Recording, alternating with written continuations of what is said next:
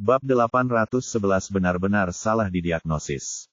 Kali ini, para penonton tidak lagi memiliki kepercayaan tanpa syarat pada Li Mingyang seperti sebelumnya, dan semua orang tetap diam, menunggu untuk melihat reaksi pasien. Setelah beberapa saat, pria parubaya yang tergeletak di tanah tiba-tiba mulai bergerak-gerak. Wajahnya menjadi semakin jelek, pernapasan menjadi sulit, dan ada rasa sakit di antara alisnya. Tidak hanya orang-orang di sekitarnya, tetapi Li Mingyang juga terkejut. Jelas di luar reaksi normal. Dia membuka kembali kelopak mata pria parubaya itu dan menemukan bahwa pupilnya menunjukkan tanda-tanda membesar. Jantung Li Mingyang menyusut tajam. Ini adalah gejala penyakit kritis. Meskipun orang-orang di sebelahnya tidak seprofesional dia, mereka semua melihat ada yang tidak beres. Wanita parubaya itu meraih lengannya, apa yang terjadi? Selamatkan suamiku secepatnya. Pada saat ini, keringat dingin mulai mengalir dari dahi Li Mingyang. Ini adalah pesawat terbang, dan tidak ada peralatan darurat atau obat-obatan ini membuatnya melakukannya. Yang paling penting adalah dia masih belum tahu di mana dia salah mendiagnosisnya. Apa penyakit pihak lain itu? Pramugari melihat beberapa petunjuk dan berkata dengan penuh semangat, Din Li, apakah kita salah mendiagnosis? Li Mingyang tidak lagi memiliki kepercayaan diri seperti sebelumnya, dan dengan ragu-ragu berkata, memang, saya, sepertinya salah mendiagnosis. Melihat kondisi suaminya itu semakin parah, wanita parubaya itu berteriak cemas, apa yang harus saya lakukan? Bukankah Anda wakil direktur? Bukankah Anda ahli penyakit dalam? Cepat, temukan cara untuk menyelamatkan suami saya. Jika Anda mati, saya akan melakukannya bertarung denganmu. Aku, Li Mingyang benar-benar tidak berdaya. Jika ini adalah rumah sakit, dia masih bisa memikirkan beberapa metode pertolongan pertama. Tapi kebetulan ini terjadi di pesawat, dan tidak ada apa-apa. Langit sama sekali tidak mungkin merespons, dan bumi tidak berfungsi, jadi tidak ada penyelamatan yang efektif yang bisa dilakukan sama sekali. Ya Tuhan, saya baru saja mengatakan bahwa saya adalah wakil presiden dan ahli seperti apa saya, dan setelah sekian lama, saya salah mendiagnosis orang lain. Bukankah ini scam? Di internet paling banyak dikatakan orang yang tidak dapat diandalkan saat ini adalah ahli. Lihat, apa yang saya katakan di sini benar, saya benar-benar tidak percaya. Petik 2. Dia, wakil dekan dan ahli, mengatakannya sendiri. Apakah dia palsu? Orang-orang, penonton hadir, semua orang, kecuali pramugari dan wanita parubaya yang cemas, semua orang sedang menonton pertunjukan. Pada saat ini, mereka benar-benar mengubah pendirian mereka dan beralih ke mode mengejek. Hanya dalam beberapa menit, kemeja Li Dongyang basah kuyup oleh keringat, dan dia tidak dapat memikirkan cara yang efektif. Pramugari berkata, bagaimana kalau saya menghubungi pihak darat dan mencari bandara terdekat untuk mendarat? Nyawa manusia dipertaruhkan, dan dia tidak ingin ada orang yang mati dalam penerbangannya. Li Dongyang menggelengkan kepalanya tak berdaya, sudah terlambat. Bahkan jika kita menghubungi tanah untuk mendarat di kota terdekat, itu akan memakan waktu setidaknya setengah jam.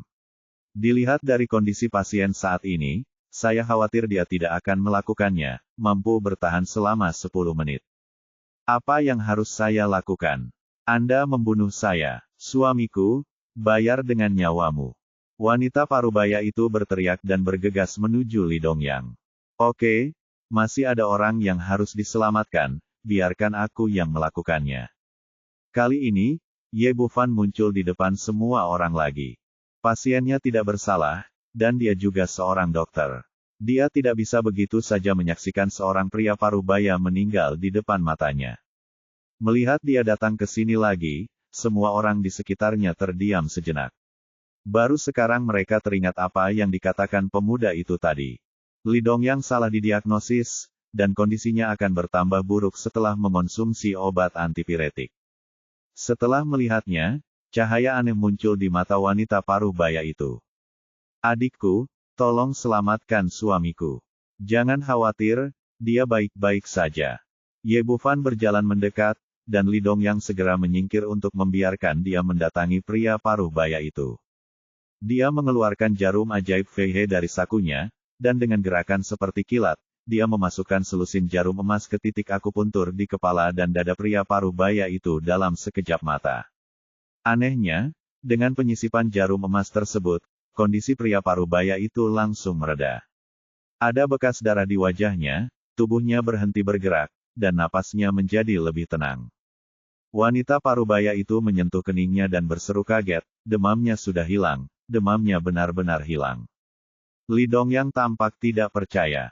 Biasanya, hal yang paling diremehkan adalah pengobatan Tiongkok, obat-obatan, hal-hal yang disebutkan sepenuhnya tipu muslihat dan tipuan yang menipu, dan tidak berpengaruh sama sekali. Namun apa yang dilihatnya di hadapannya membalikkan kesadarannya. Penyakit yang sebelumnya tidak dapat ia atasi kini dapat dikendalikan dalam sekejap mata. Bawalah tempat sampah itu ke sini. Ye Bufan berkata kepada pramugari dan membawakan tempat sampah yang diletakkan di sebelahnya. Kemudian dia membantu pria parubaya itu duduk perlahan dan memasukkan jarum perak lainnya di tangannya ke tahi lalat di belakang telinganya. Semua orang bingung dan tidak tahu apa maksudnya menusuk tahi lalat ini dengan akupuntur. Ketika semua orang bingung, mereka melihat sayap burung bangau di jarum emas bergetar 2 kali, dan kemudian pasien mengeluarkan aliran air hitam dari mulutnya, dan bau amis dengan cepat memenuhi udara. Ye Bufan mengangkat tangannya, mengumpulkan air hitam di tempat sampah, dan menyerahkannya kepada pramugari, tolong tangani. Pramugari mengirim tempat sampah ke kamar mandi, membilasnya dan kembali ke sini. Ketika dia kembali, dia menemukan bahwa gejala pria parubaya itu telah hilang sama sekali. Setelah Ye Bufan mengambil kembali semua jarum emas itu, pria parubaya itu segera membuka matanya dan perlahan duduk dari tanah. Ada apa denganku, suamiku, kamu akhirnya sembuh. Wanita parubaya itu meraih lengannya dan menangis kegirangan. Memang benar orang tidak boleh dinilai dari penampilannya. Ternyata adik kecil ini adalah seorang dokter ajaib. Dia benar-benar mampu. Benar, aku melihat seseorang yang akan mati, dan dia menyelamatkannya, dia dengan beberapa suntikan. Itu lebih baik daripada wakil dekan itu terlalu kuat. Pakar omong kosong masa kini benar-benar tidak bisa diandalkan. Mereka bahkan tidak bisa dibandingkan dengan seorang pemuda. Baru saja, aku berani menertawakan mereka. Mereka semua mengatakan bahwa pengobatan Tiongkok tidak baik. Saya pikir itu semua tidak masuk akal. Pada saat kritis, praktisi pengobatan Tiongkok kita masih sangat baik. Li Mingyang merasa malu ketika mendengar diskusi di sekitarnya. Tapi tidak mungkin, apa yang dikatakan orang lain itu benar, dan dia tidak punya ruang untuk membantah. Pramugari memandang Ye Bufan dengan rasa terima kasih dan kekaguman di wajahnya. Tuan, terima kasih atas bantuan Anda. Saya minta maaf atas ketidaktahuan saya sekarang. Ye Bufan berkata. Sama-sama, saya seorang dokter. Saya harus merawat orang. Pria parubaya itu pun kembali duduk di kursinya dengan ditopang oleh sang wanita. Setelah kedua orang itu duduk, wanita parubaya itu segera mengeluarkan setumpuk uang dan mengirimkannya kepada Ye Bufan. Adik, terima kasih atas bantuanmu. Uang kita hanya tersisa begitu banyak kali ini saat kita keluar. Jangan terlalu pendek. Ye Bufan. Bufan tidak sopan dan langsung memasukkan uang ke sakunya. Ini adalah aturan sekolah kedokteran kuno. Anda dapat membayar berapapun yang Anda inginkan. Dia baru saja menyelamatkan nyawa seorang pria parubaya, jadi dia pantas mendapatkannya tidak peduli berapapun bayarannya. Setelah Li Dongyang kembali ke tempat duduknya, dia terdiam beberapa saat dengan canggung, lalu menatap Ye Bufan dan berkata, adik, saya baru saja salah. Saya minta maaf kepada Anda atas kekasaran saya dan kepada dokter pengobatan Tiongkok. Bab 812 sulit untuk menolak keramah tamahan seperti itu. Lupakan saja, selama kamu memiliki sikap ini, biarkan saja. Ye Bufan melambaikan tangannya dengan santai. Li Dongyang bertanya lagi, saudaraku, saya kurang paham. Pasien jelas mengalami gejala pilek. Mengapa kondisi saya semakin memburuk setelah saya minum obat? Apakah ada rahasia tersembunyi di dalamnya? Salah didiagnosis, tetapi sekarang saya juga tidak mengerti apa masalahnya. Setelah mendengar pertanyaannya, pasangan parubaya itu pun menoleh dengan rasa ingin tahu. Itulah masalahnya. Ye Bufan menunjuk tahi lalat di sebelah telinga pria parubaya itu. Apakah ada masalah? Tahi lalat ini sudah ada di sana selama beberapa dekade. Pria parubaya itu mengulurkan tangan dan menyentuhnya karena kebiasaan. Ye Bufan berkata, kamu bukan tahi lalat biasa, tapi melanoma, dan sudah mulai memburuk serta timbul lesi. Kali ini kamu memang mengalami gejala pilek, tapi itu bukan penyebab utamanya, dan pilek itu tidak serius. Melaninlah yang menyebabkan koma dan demam. Dalam kasus ini, meminum obat antipiretik hanya akan semakin merangsang penyakit dan membuat kondisinya menjadi lebih serius. Berdiri lagi, dia melihat tahi lalat pria parubaya itu dan berkata, itu memang melanoma, tapi sekarang terlihat sangat stabil dan tidak terlihat seperti lesi. Di dalamnya, selama perawatan tadi, Ye Bufan menggunakan keoski untuk mendorong kembali semua racun melanoma di lesi, dan kemudian menggunakan jarum emas Feihe untuk mengeluarkan racun tersebut. Sungguh menakjubkan, sungguh menakjubkan. Li Mingyang tidak dapat menahan diri untuk tidak berseru, melanoma dengan lesi sangat mengganggu kami, dan kami seringkali memerlukan pengobatan konservatif. Saya tidak menyangka pengobatan tradisional Tiongkok dapat mengendalikannya dengan mudah. Mendengar percakapan keduanya, pria parubaya itu berkeringat dingin dan bertanya dengan gugup, adik, apakah penyakitku baik-baik saja? Akankah itu terjadi lagi di masa depan? Ye Bufan berkata, untuk saat ini, saya terkendali. Dia masih hidup, tetapi itu masih merupakan faktor yang tidak stabil. Anda harus meluangkan waktu untuk pergi ke rumah sakit dan mengeluarkannya untuk mencegah penyakit itu terjadi lagi di masa depan. Wanita parubaya itu mengangguk berulang kali, oke, saya akan membawanya setelah saya kembali. Pergi ke rumah sakit untuk operasi. Adik, saya tidak menyangka kamu begitu pandai dalam bidang kedokteran di usia yang begitu muda. Saya yakin kali ini, meskipun Li Mingyang sombong dan meremehkan pengobatan Tiongkok sebelumnya, dia juga orang yang pemarah dan akan memperbaiki kesalahannya ketika dia melihatnya. Setelah itu, saya melakukan percakapan yang sangat hidup dengan Ye Bufan, dan mereka terus mendiskusikan masalah medis. Pasangan parubaya itu sesekali menyela dan memperkenalkan satu sama lain. Salah satunya bernama Zhang Kai dan yang lainnya adalah Wang Juan. Kali ini mereka melakukan perjalanan dari ibu kota kekaisaran ke kota Jiangnan. Setelah episode kecil ini, pesawat segera tiba di bandara ibu kota kekaisaran. Saudaraku Ye, aku tidak akan pernah melupakan anugerah penyelamat hidupku. Aku beruntung memilikimu kali ini, jika tidak hidupku akan tersegel. Tidak peduli apa, kamu harus datang ke rumahku dan duduk sebentar, meskipun kamu minum air. Zhang Kai ekspresi tulus. Ye Bufan menolak, lupakan saja, saya seorang dokter dan adalah tugas saya untuk merawat Anda, dan Anda telah membayar biaya konsultasi. Wang Juan berkata, uang kecil itu tidak berarti apa-apa dibandingkan dengan nyawa Lao Zhang kita, sedikit saudara harus memberi kita kesempatan lagi untuk makan di rumah dan mari kita mengucapkan terima kasih. Zhang Kai kemudian berkata, ya, adik kecil, kalau tidak, kamu baru saja tiba di ibu kota kekaisaran dari Jiangnan, tapi aku tidak punya tempat tinggal. Datanglah ke rumahku untuk makan dulu. Lupakan. Ye Bufan hendak menolak lagi, ketika Wang Juan meraih lengannya dan berkata, saudara Ye, bagaimana denganmu? Jika kamu pergi, aku tidak akan membiarkanmu pergi. Merasakan antusiasme kedua orang tersebut, Ye Bufan tidak bisa menolak keramah tamahannya, jadi dia hanya bisa mengangguk dan setuju. Benar, kamu adalah penyelamatku, tidak perlu bersikap sopan. Melihat dia setuju, Zhang Kai dan istrinya berseri-seri. Wang Juan berkata kepada Li Mingyang, Din Li, mengapa kamu tidak ikut dengan saya? Saya akan melupakannya.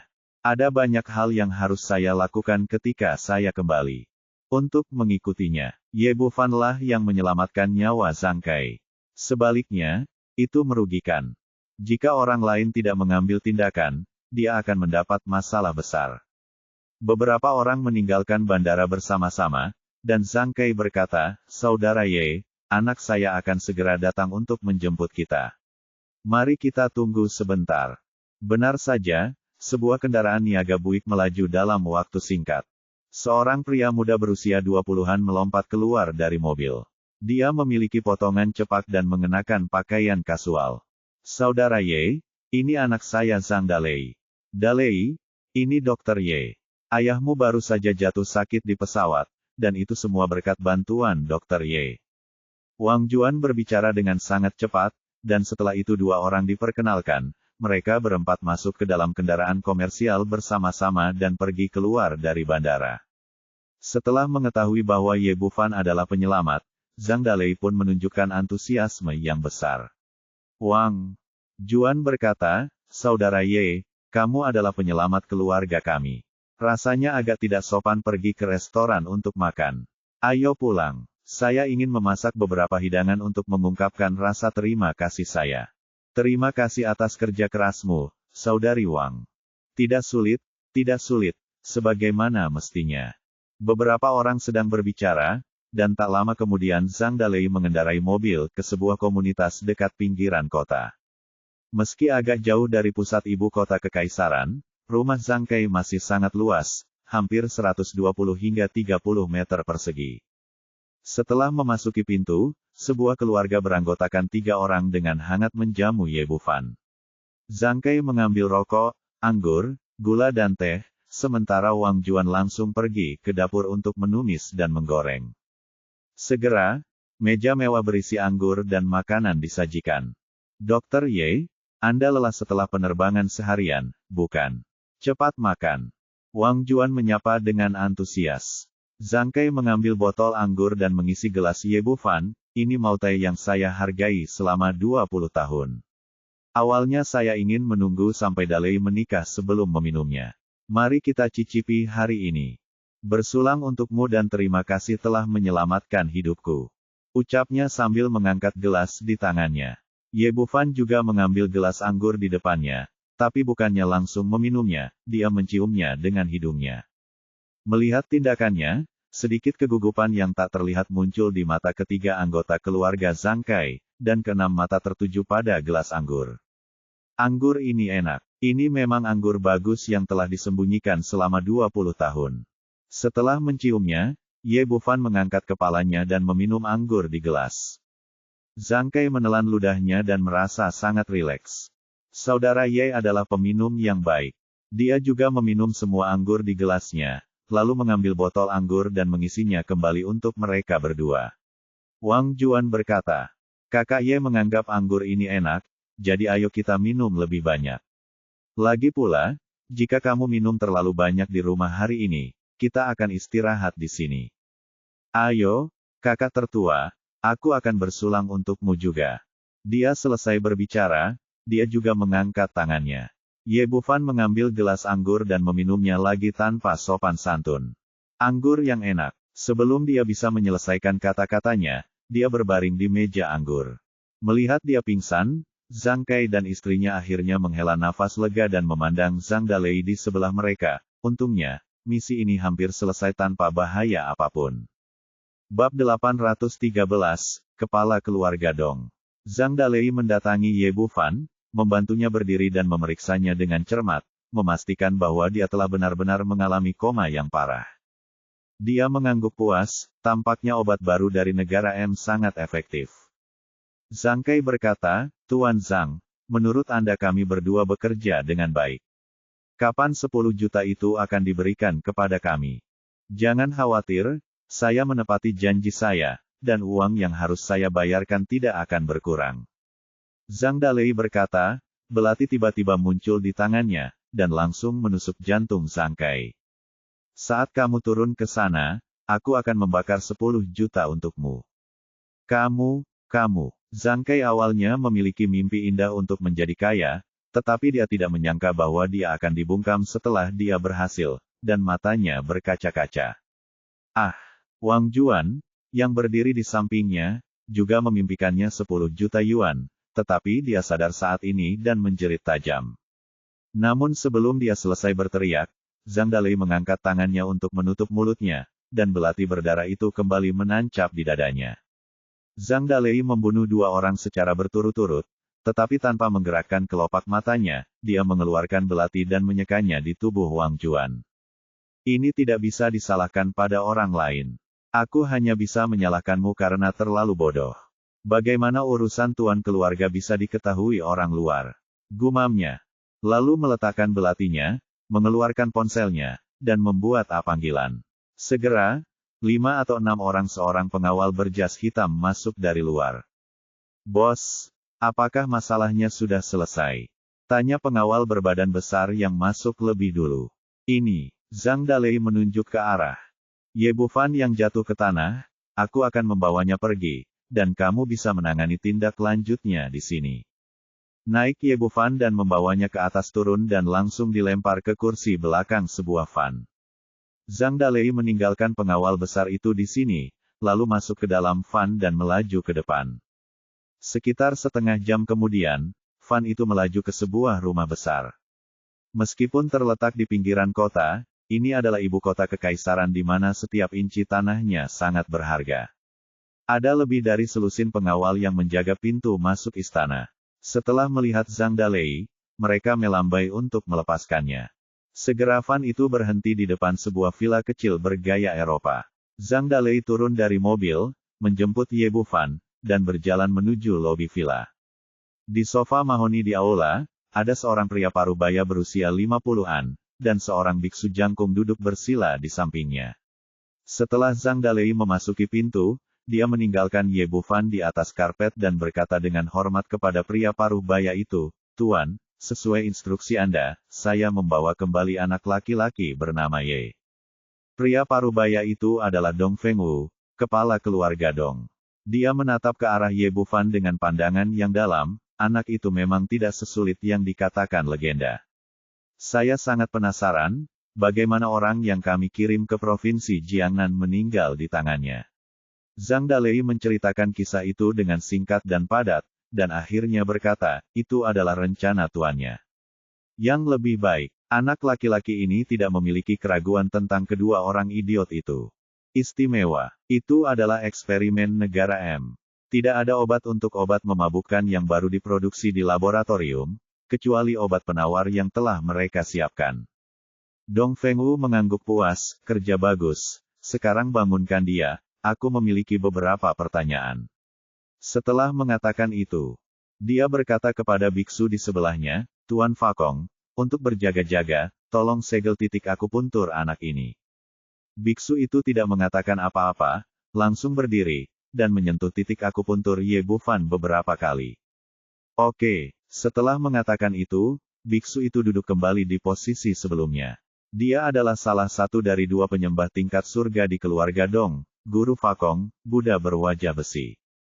Terima kasih, Tuan. Dong Fengwu melambaikan tangannya, dan Zhang Dalei mengeluarkan botol kecil, menuangkan sedikit bubuk putih dan mengoleskannya ke lubang hidung Ye Bufan. Bersin. Ye Bufan bersin lalu perlahan membuka matanya. Dia melihat sekeliling dan akhirnya mengarahkan pandangannya pada Dong Fengwu, siapa kamu? Izinkan saya memperkenalkan diri, Dong Fengwu, kepala keluarga Dong. Anda tidak menyangka, tetapi Anda segera jatuh ke tangan saya, kamu. Tiba di ibu kota kekaisaran. Ye Bufan tidak panik seperti yang dia bayangkan, dan tampak tenang dan tenang. Aku benar-benar tidak menyangka. Awalnya aku mengira aku akan menemukanmu ketika aku tiba di kota kekaisaran, tapi aku tidak menyangka akan bertemu denganmu secepat ini. Tapi aku tidak mengerti satu hal. Kenapa kamu tidak bunuh saja aku? Mengapa kamu melakukan semua masalah ini? Kamu telah menyinggung kami. Keluarga Dong, kamu ditakdirkan untuk mati. Dong Fengwu berkata perlahan, tetapi aku tidak ingin kamu mati begitu cepat. Karena di sana adalah beberapa hal yang belum kamu pahami, dan kamu bisa mati jika menjawabku dengan jujur. Kamu harus merasa nyaman. Tanyakan padaku jika kamu memiliki pertanyaan. Mari kita lihat apakah aku tertarik untuk menjawabmu. Dong Fengwu bertanya, di negeri beruang es, pesawatnya jelas-jelas hancur berkeping-keping, bagaimana kamu bisa kembali hidup? Ye Bufan tersenyum tipis, karena aku beruntung. Penguasa neraka tidak akan menerimaku. Yang berdiri di sampingnya, berkata dengan marah, bagaimana kamu berbicara dengan pemilik rumah? Apakah kamu yakin aku akan membunuhmu sekarang? Dia berbalik untuk melihatnya dan tersenyum lagi, ngomong-ngomong, Tuan Yama juga memberitahuku bahwa umurmu tidak panjang, dan kamu mungkin harus segera melapor untuk bertugas. Kamu, Zhang Dalei sangat marah. Wajahnya merah, tetapi dia tidak berani melakukannya. Melakukan apapun tanpa perintah pemiliknya. Dong Fengwu melambaikan tangannya, lupakan saja, tidak perlu berdebat dengan orang yang sekarat. Dia bertanya lagi, karena kamu tidak ingin mengatakannya, lupakan saja. Pertanyaan kedua adalah, saya mengirimkan begitu banyak master bagi Jiangnan, bagaimana mereka mati? Tanda tanya petik 2, aku membunuhnya, kata Ye Bufan tanpa ragu-ragu. Omong kosong, bagaimana mungkin kamu, anak muda sepertimu, bisa membunuh sesama penganut Tao Siang? Yang berbicara kali ini adalah Buddha Fakong berwajah besi yang selama ini diam. Ye Bufan menggelengkan kepalanya tak berdaya, kalian, jika kamu masih tidak percaya padaku ketika aku mengatakan yang sebenarnya, tidak ada yang bisa kamu lakukan. Dong Fengwu berkata, wah, sepertinya kamu tidak mengatakan yang sebenarnya, jangan katakan kamu telah mencapai tingkat surga.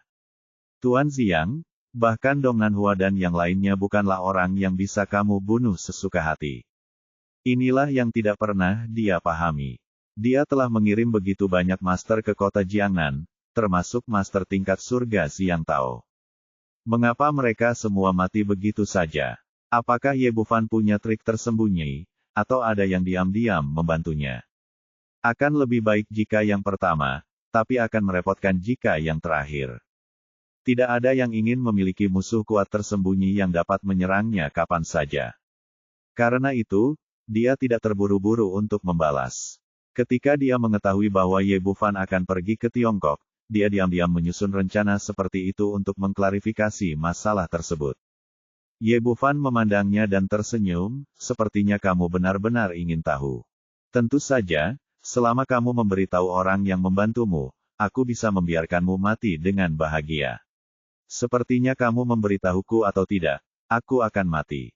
Ekspresi ketegasan melintas di wajah Dong Fengwu, merupakan suatu berkah untuk mati dengan bahagia, dan itu lebih baik daripada kematian. Ye Bufan berkata, karena aku adalah orang yang sekarat, maka Ken kamu menjawab beberapa pertanyaan untukku terlebih dahulu agar aku bisa mengerti. Bab 814, kenali dirimu dan musuhmu, dan kamu bisa memenangkan 100 pertempuran. Oke, saya bisa memuaskan rasa ingin tahu Anda, tetapi Anda harus menjawab pertanyaan saya dengan jujur nanti, jika tidak, Anda juga akan mengalami kesulitan. Dong Fengwu tampak percaya diri berdiri di sampingnya, dan titik akupunkturnya tersegel. Di matanya, Ye Bufan sudah menjadi orang mati. Kapan dia meninggal sepenuhnya bergantung pada suasana hatinya. Ye Bufan bertanya, pertanyaan pertama, saya sangat penasaran, bagaimana Anda menemukan kedua orang itu? Anda mampu mengendalikan penyakit dengan sangat baik, dan Anda baru saja jatuh sakit di pesawat. Juan adalah dong umpan yang diatur oleh keluarga, tapi dia masih belum begitu mengerti. Timbulnya melanoma sama sekali tidak bisa dikendalikan oleh manusia, jadi bagaimana dia bisa menangkapnya dengan benar? Kamu mengatakan ini. Dong Fengwu terkekeh dan berkata kepada Zhang Dalei, katakan padanya. Zhang Dalei berkata, agar kamu mengambil umpan tanpa menimbulkan kecurigaan, kedua orang ini hanyalah orang biasa yang kami pekerjakan dengan santai dengan uang. Sobat, dengan cara ini kecil kemungkinannya untuk pamer. Sebelumnya, tidak ada yang tahu kalau Zhang Kai mengidap melanoma, apalagi akan menjadi penyakit. Saat itu, dia ingin menggayatmu karena penyakit perutnya, tapi dia tidak menyangka hal ini disebabkan oleh kombinasi keadaan. Tapi itu bekerja dengan baik.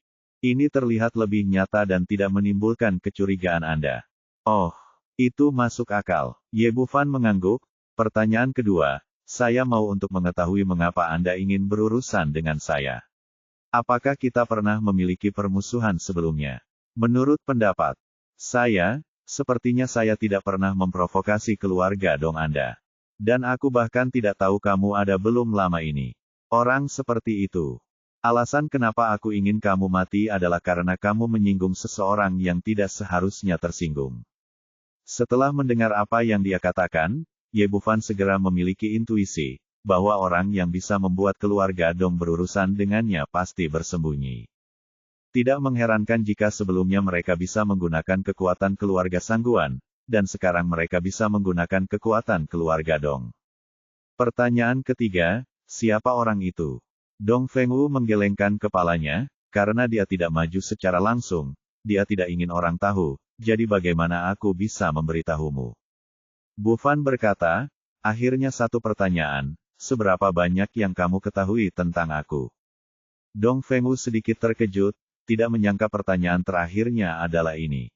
Sejujurnya, keluarga Dong kami tidak tertarik untuk mengetahui banyak tentang Anda, orang kecil dari kota Jiangnan. Kami hanya tahu bahwa Anda adalah seorang dokter muda dengan beberapa kemampuan. Sepertinya Anda masih belum terlalu mengenal saya baiklah. Pantas saja kamu melakukan kesalahan bodoh seperti itu. Apakah kamu lupa pepatah terkenal yang ditinggalkan oleh nenek moyangmu? Hanya dengan mengetahui dirimu sendiri dan musuhmu kamu dapat memenangkan setiap pertempuran. Jika kamu menyerangku tanpa mengetahui situasiku, kamu sudah ditakdirkan gagal. Dong Fengwu berkata dengan nada meremehkan. Sepertinya kamu telah melakukan kesalahan. Sekarang akulah pemenangnya, dan kamulah yang kalah. Ketidaktahuan benar-benar tidak menimbulkan rasa takut. Sejujurnya, saya bukan hanya seorang dokter, tapi juga praktisi pengobatan Tiongkok terbaik. Di sini, belum lagi, bagiku bersamamu dan selamatkan aku dari masalah. Di sini, Ye Bufan berdiri langsung dari tanah, tanpa ada tanda-tanda titik akupunturnya disegel. Kamu, bagaimana ini mungkin? Sekarang giliran Buddha Fakong berwajah besi yang terkejut, bagaimana kamu membuka titik akupuntur? Dia sangat percaya diri dengan teknik akupunturnya, selama itu disegel olehnya titik akupuntur tidak dapat dibuka dalam waktu 24 jam. Ye Bufan tersenyum tipis, kamu juga seorang master tingkat surga, dan titik akupuntur yang kamu segel tidak dapat dibuka dalam waktu singkat. Tapi sudah saya katakan, saya seorang dokter dan saya sangat paham dengan titik-titik akupuntur di tubuh manusia. Tidak sulit sama sekali untuk memindahkan titik akupuntur dan mengubah posisinya. Sikap semua orang berubah saat ini, terutama wajah Zhang Dalei menjadi sangat jelek. Pihak lain tidak terpesona sama sekali. Dia selalu mempermainkan dirinya sendiri seperti monyet. Dong Fengwu berkata, apa yang bisa saya lakukan meskipun ini masalahnya? Ini keluarga Dong kami, pada akhirnya kamu tetap akan mati. Meskipun situasinya agak di luar kendali, dia tidak peduli. Jangan katakan bahwa Fakong adalah master tingkat surga, tetapi dia sendiri juga seorang pejuang di alam Dzogchen tingkat bumi. Inilah sebabnya dia hanya mengatur agar kedua orang ini menginterogasi Ye Bufan sendirian. Karena dia memiliki kepercayaan diri yang cukup. Sepertinya Anda masih belum tahu banyak tentang saya. Sebagai seorang praktisi pengobatan Tiongkok yang hebat, saya sendiri dapat mendetoksifikasi orang dan menggunakan racun. Menurut Anda mengapa saya baru saja mengucapkan begitu banyak kata kepada Anda? Tujuannya adalah untuk mengulur waktu agar racun yang saya siapkan dapat diterapkan. Ye, Bufan tersenyum tipis, beberapa ramuan yang saya ambil di Hunan Barat beberapa waktu lalu tidak ada gunanya lagi. Mereka hanya bisa digunakan untuk membuat racun yang disebut bubuk Sixiang Huagong. Saya bosan saat itu, jadi saya mengkonfigurasi beberapa di antaranya. Saya menggunakannya untuk pertama kali hari ini. Bubuk Huagong saya tidak berwarna dan tidak berbau serta terbawa angin. Silakan rasakan apakah Anda puas dengan efeknya. Mendengar apa yang dia katakan, Dong Fengwu dan Zhang Dalei segera mengedarkan energi sejati mereka untuk melihat seberapa baik mereka. Akibatnya, rasa ketidakberdayaan muncul di dantian mereka, dan mereka bahkan tidak dapat meningkatkan energi sejati apapun. Hal ini mengejutkan para dua di antaranya, saya tidak menyangka bahwa keterampilan meracuni pihak lain begitu canggih. Dia awalnya akan meracuni seseorang, tetapi dia diracuni. Saat ini, Fakong berkata, keterampilan meracuni Anda hanya sepele. Itu saja, itu tidak ada gunanya bagiku. Apakah itu benar-benar tidak berguna? Tuan, mohon nikmati dengan hati-hati. Ye Bufan terkekeh, jika waktunya terlalu singkat, mungkin bubuk Sixiang Huagong tidak akan banyak berpengaruh padamu, tapi untungnya waktunya cukup lama. Sekalipun tidak dapat menghilangkan seluruh kultivasi Anda, setidaknya dapat menurunkan Anda dari tingkat surga ke tingkat bumi, itu sudah cukup. Hati Fakong tiba-tiba tenggelam. Dia baru saja merasakan kehadiran energi sejati di dantiannya, jadi dia tidak panik. Namun sekarang dia merasakannya dengan serius, dan energi sejati yang kuat dan asli memang telah banyak melemah. Kesempurnaan luar biasa di lantai dasar. Nak, aku akan membunuhmu. Fakong langsung marah dan memukul Ye Bufan dengan telapak tangan. Menurut pemikirannya, meskipun dia adalah kesempurnaan tingkat bumi, dia cukup untuk menahan pemuda di depannya dan mendapatkan penawarnya di tangannya. Tapi itu sayang sekali dia terlalu banyak berpikir. Sungguh luar biasa. Ye Bufan, yang memiliki energi kekacauan yang sebenarnya, tidak terkalahkan. Dia mengangkat tangannya dan menamparkan Fakong dengan keras. Terdengar suara teredam, dan Fakong mundur 7 atau 8 langkah, tapi Ye Bufan tetap tidak bergerak. Saya sangat terkejut karena kalian para biksu tidak melafalkan sutra dengan benar di kuil, jadi kalian harus keluar dan menimbulkan masalah. Petik 2. Setelah Ye Bufan selesai berbicara, dia menggerakkan kakinya. Dia berubah menjadi hantu dan mendatangi Fakong, menendang dantiannya. Gerakannya sangat cepat sehingga Fakong, yang telah sangat mengurangi budidayanya, tidak punya waktu untuk bereaksi dan langsung tersingkir. Ditendang. Biksu tua itu bangkit dari tanah, mengeluarkan seteguk darah, dan berteriak dengan panik, kamu benar-benar merusak kultivasiku. Dia terkejut dan marah sekarang. Dia terkejut karena kultivasi Ye Bufan begitu tinggi.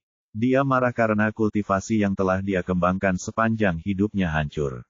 Ini karena kamu adalah seorang biksu. Kembalilah dan jadilah biksumu dan jangan keluar begitu saja lagi. Petik 2. Setelah Ye Bufan selesai berbicara, dia menoleh untuk melihat Zhang Dalei di sebelahnya. Aku baru saja memberitahumu bahwa Raja Neraka berkata bahwa umurmu sudah habis. Petik 2. Bab 815, Petunjuk Terputus. Ketika Zhang Dalei melihat ada sesuatu yang tidak beres, dia berbalik dan ingin melarikan diri. Sayangnya, setelah terkena bubuk sisiang Hua Gong, tangan dan kakinya menjadi lemah tanah dengan celepuk. Kemudian penglihatannya menjadi gelap dan dia kehilangan kesadaran sepenuhnya. Ye Bufan menjentikkan jari, menghancurkan hati Zhang Dalei, dan kemudian kembali menatap Dong Fengwu. Pada saat ini, kepala keluarga Dong tampak pucat. Di masa lalu, keluarga Dong juga merupakan keluarga kelas 2 di ibu kota kekaisaran, dengan 2 master tingkat surga. Sangat disayangkan satu kematian dan satu luka semuanya sia-sia di tangan pemuda di depan saya. Ini membuatnya sangat marah. Eksistensi macam apa yang dia provokasi? Ye Bufan menghampirinya, karena bukan kamu yang ingin berurusan denganku.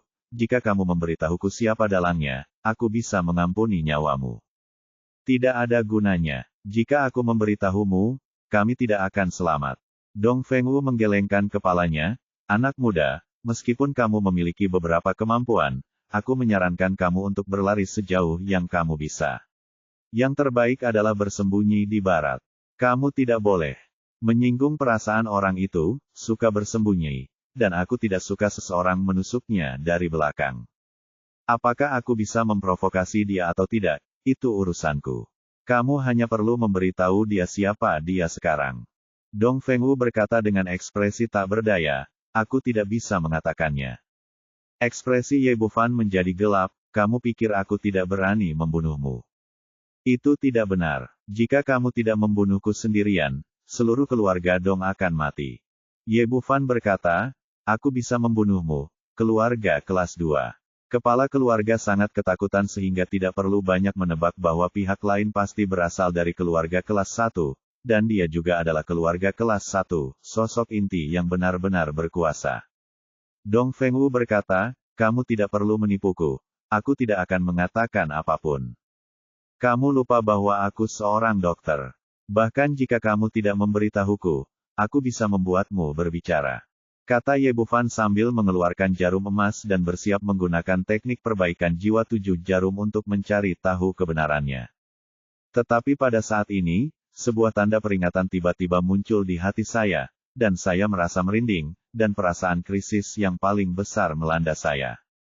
Ada penembak jitu. Setelah menyadari hal ini, Ye Bufan bergoyang dan bersembunyi di balik pilar di dekatnya. Pada saat yang sama, 3 suara tembakan terdengar, dan sebuah peluru emas mendarat di tempat dia baru saja berdiri. Salah satu dari dua peluru lainnya ditembakkan ke Dong Fengwu, dan satu lagi ditembakkan ke Fa Kong, yang tergeletak di tanah. Ye Bufan mampu menghindari tembakan senapan sniper, namun dua orang lainnya tidak memiliki kemampuan ini. Mereka semua tertembak di kepala, meninggalkan lubang berdarah di antara alis mereka. Sialan, melihat semua ini, Ye Bufan mengertakkan gigi dengan kebencian. Setelah menghabiskan begitu banyak usaha, dia hendak menemukan orang yang bersembunyi di belakangnya, tapi dia terdiam lagi. Dengan tingkat kultivasinya saat ini, dia masih belum bisa membawa senapan sniper, tetapi jika dia bertindak cepat, penembak jitu pun tidak akan berdaya. Dia menendang jendela di sebelahnya dan bergegas keluar, bergegas menuju ke arah senapan sniper seperti hantu. Ada pohon besar yang rindang sekitar 4-500 meter jauhnya. Dilihat dari arah tembakan peluru, seharusnya penembak jitu bersembunyi di pohon tersebut. Namun sesampainya di sana, pohon itu sudah kosong dari manusia, hanya ada secarik kertas yang dipaku di dahan yang tebal. Ye Bufan mengeluarkan catatan itu dan melihatnya, hanya untuk melihat sebaris kata-kata kecil yang jelas tertulis di atasnya, "Anak kecil, hiduplah dengan baik, aku belum cukup bermain denganmu." Sialan, dimarahi lagi. Setelah mengucapkan beberapa patah kata, dia berbalik dan kembali ke villa. Dia memeriksa luka Fa Kong dan Dong Fengwu. Keduanya terkena pukulan di antara alis. Seluruh otak mereka sudah mati dan tidak ada harapan untuk menyelamatkan mereka.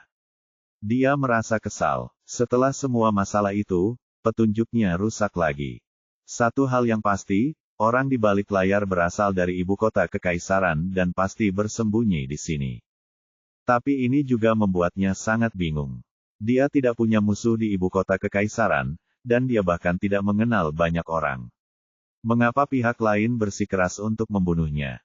Tanpa diduga, saat hendak pergi, pintu tiba-tiba ditendang hingga terbuka dengan keras, lalu belasan orang menyerbu masuk. Pemimpinnya adalah seorang lelaki tua berusia 60-an atau 70-an. Meski terlihat pendek dan kurus, ia penuh momentum. Ada lebih dari selusin orang yang mengikuti di belakangnya, semuanya penuh momentum, dan mereka yang tingkat budidayanya paling rendah berada di atas permukaan bumi. Di sebelah lelaki tua itu, seorang lelaki parubaya berteriak keras, "Maniak yang berani. Kamu berani melakukan pembunuhan di sini di siang hari bolong, kenapa kamu tidak segera tertangkap?"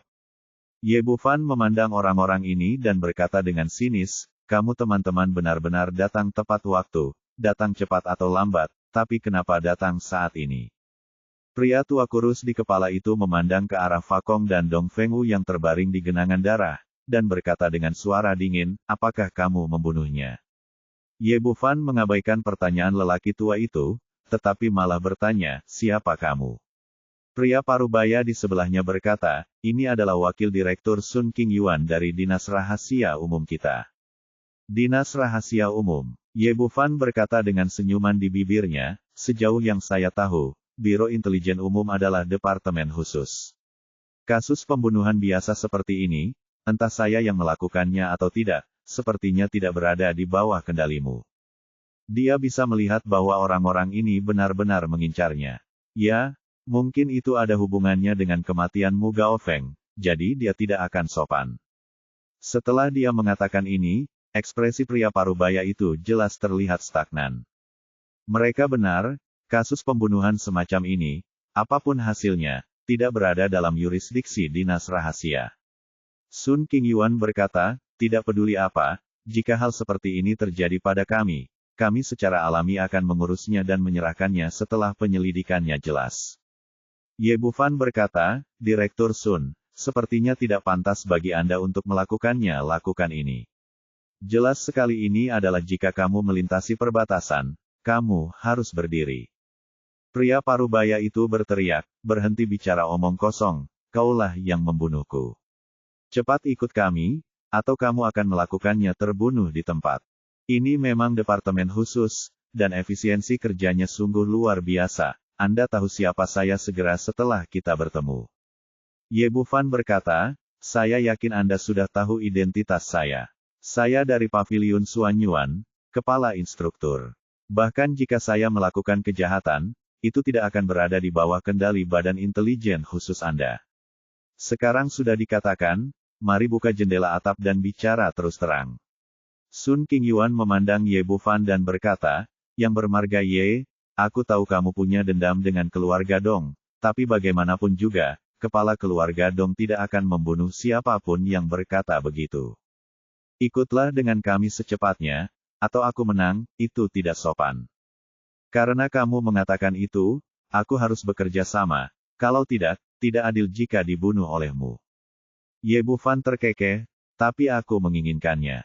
Izinkan saya mengingatkan Anda, lebih mudah untuk bertanya kepada Tuhan, daripada memberikannya begitu saja. Jika kamu membawaku pergi, tidak akan mudah ketika kamu mengeluarkanku.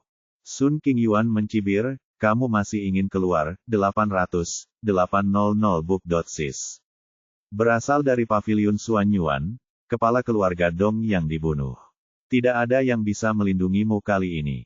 Orang tua, kamu tidak bisa mengatakan omong kosong ini. Mereka berdua dibunuh oleh penembak jitu hubungannya denganku. Sun Qingyuan mengabaikannya dan melambai kepada bawahannya, bawa dia pergi. Pria parubaya itu segera datang dan memborgol Ye Bufan, meskipun semua orang tahu bahwa pada level mereka, borgol itu memang sudah dicabut. Memang tidak mempunyai efek mengikat sedikitpun, namun hal-hal formal tetap harus dihilangkan. Bab 816 Anda akan menyesalinya. Ye Bufan melirik borgol yang mengilap itu dan berkata sambil tersenyum, orang tua, aku ingatkan kamu lagi, kamu akan menyesalinya. Menyesal, lalu aku ingin melihat bagaimana kamu bisa membuatku, Sun, menyesalinya. Sun Qingyuan dengan ekspresi ejekan di wajahnya, sepertinya pemuda ini melebih-lebihkan kemampuannya. Meskipun paviliun Suanyuan mendukungnya, apa yang bisa dia lakukan? Tanda tanya, masalah kali ini terlalu besar. Ye Bufan tidak mengatakan apa-apa dan meninggalkan keluarga Dong bersama orang-orang ini. Karena Jenderal Dong Feng merahasiakan masalah ini sampai sekarang, tidak menyebabkan badai yang terlalu besar. Ye Bufan dibawa ke dalam van dan sekitar setengah jam kemudian, dia tiba di markas besar Biro Polisi Khusus Tiongkok. Yang juga jauh dari pusat kota, sebuah halaman luas dengan radius puluhan hektar dikelilingi tembok tinggi dan dijaga ketat. Ada lebih dari selusin bangunan besar dan kecil di dalamnya. Van itu diparkir di depan gedung utama Biro Dinas Rahasia. Ini adalah gedung 10 lantai. Tidak butuh waktu lama untuk membangunnya, dan itu sangat mengesankan. Ye Bufan dibawa ke ruang interogasi di lantai pertama. Jelas itu dimodifikasi secara khusus dan terbuat dari beton bertulang. Lengan seorang anak. Di penjara di sini, bahkan seekor harimau pun tidak dapat melarikan diri. Sun Qingyuan memerintahkan orang-orang untuk menjaga ruang interogasi, dan kemudian bergegas ke kantor besar di lantai paling atas. Zhao Mingzhen sedang melihat ke kejauhan dengan tangan di belakang punggungnya. Di pemandangan, ketika saya mendengar seseorang masuk, saya berbalik dan berkata, bagaimana kabarnya? Petik 2. Berjalan sangat lancar. Anak itu telah dibawa ke kami. Zhao Mingzhen berkata, bukankah Ye Bufan menolak? Petik 2. Tidak, orang ini sangat licik. Sun Qingyuan berkata, awalnya, saya siap untuk segera membunuhnya jika dia melawan, tapi sayangnya saya tidak menemukan kesempatan ini. Petik 2.